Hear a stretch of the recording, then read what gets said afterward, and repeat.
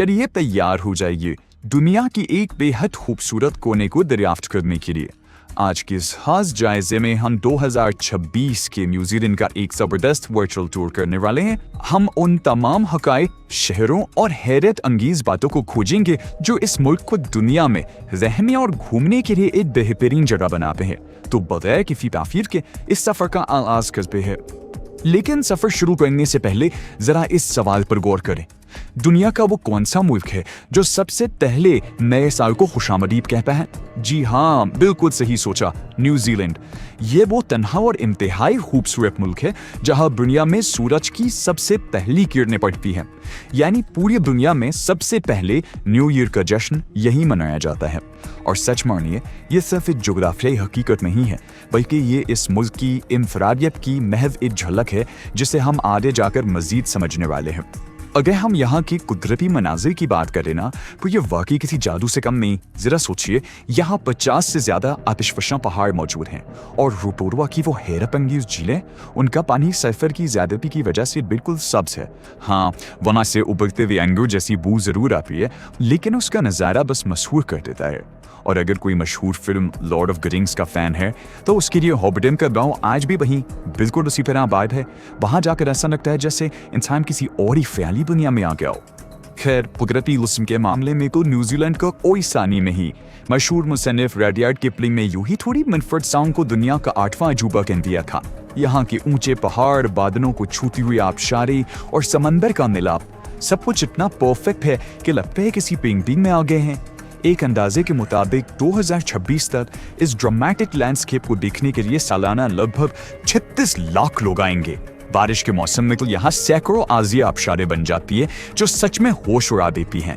अब आगे बढ़ते हैं अपने अगले हिस्से की तरफ। एक तरक्की पसंद मुआशरा जहाँ तहफ़्फ़ुज़, एहतराम और मसावात को सबसे ज्यादा अहमियत दी जाती है। यहाँ के लोगों को प्यार से कीवीव कहा जाता है और इनकी सोच वाकई बहुत आगे की है। तारीख उठाकर देख लें, न्यूजीलैंड दुनिया का वो सबसे पहला मुल्क था जिसने ख़वातीन को वोट देने का हक दिया। ये एक बहुत बड़ा फंडे मील था जो साफ ज़ाहिर करता है कि बराबरी इनके माशरे की बुनियादों में फिदियों से शामिल है। और इसी वजह से ये एक ऐसा पहलू है जो दुनिया भर के लोगों को सबसे ज्यादा मुतासिर करता है। जरा सोचिए, वहाँ जराइम की शरह न होने के बराबर है। एक ऐसा शानदार माहौल कायम किया गया है जहाँ ख़वातीन को मुकम्मल एहतराम दिया जाता है। कोई भी अकेली खातून रात के अंधेरे में भी आराम से बगैर किसी डर की चम फिर सकती है। यही जबरदस्त तहफ़्फ़ुज़ किसी दुनिया की पुरअमन तरीन ममालिक की फहरिस्त में बिल्कुल ऊपर ही आता है। अगर यहाँ की आबादी पर गौर करें तो सोसाइटी निहायत मुतनव्वु और रलादार है। तकरीबन 52% लोग ऐसे हैं जो किसी मजहब को नहीं मांगते, 32% मसीही हैं और बाकी मानदा में हिंदू, मुसलमान और दीगर मज़ाहिब से ताल्लुक़ रखने वाले लोग शामिल हैं। लेकिन मज़े की बात यह है कि इस सब के बावजूद हर कोई एक दूसरे के साथ इंतहाई अमन और सुकून से रहता है। ये वाकई एक रवादार मुआशरे की बेहतरीन मिसाल है।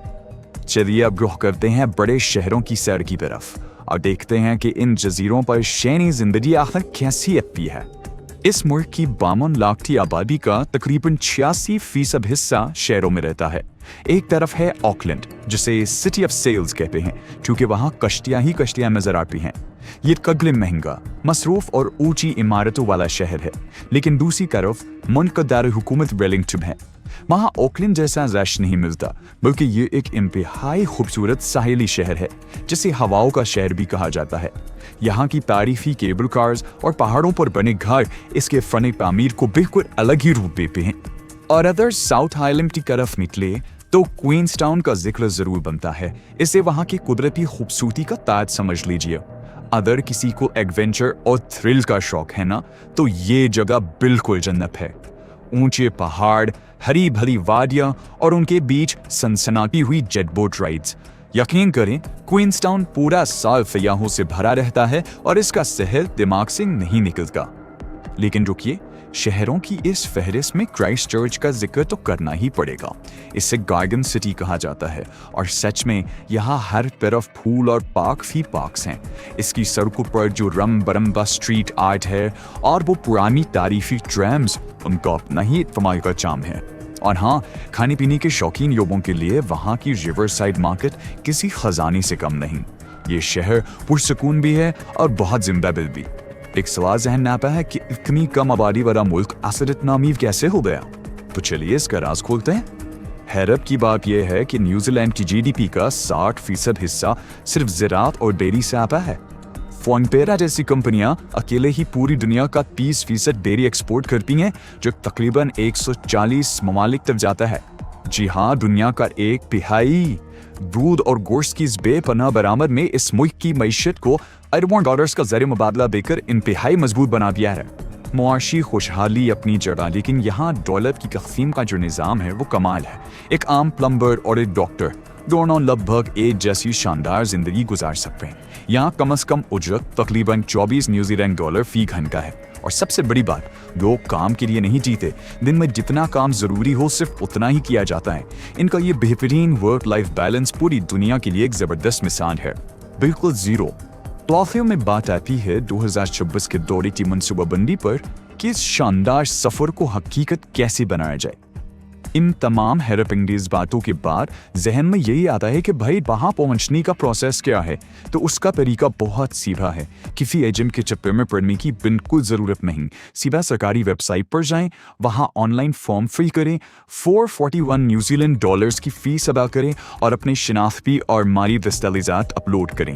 सबसे ज़बरदस्त बात यह है कि विजिट वीज़ा पर 6 से 9 महीने तक रुका जा सकता है और इस दौरान लीगली जॉब भी ढूंढी जा सकती है, जो बाद में वर्क परमिट में तब्दील हो सकती है ना कमान।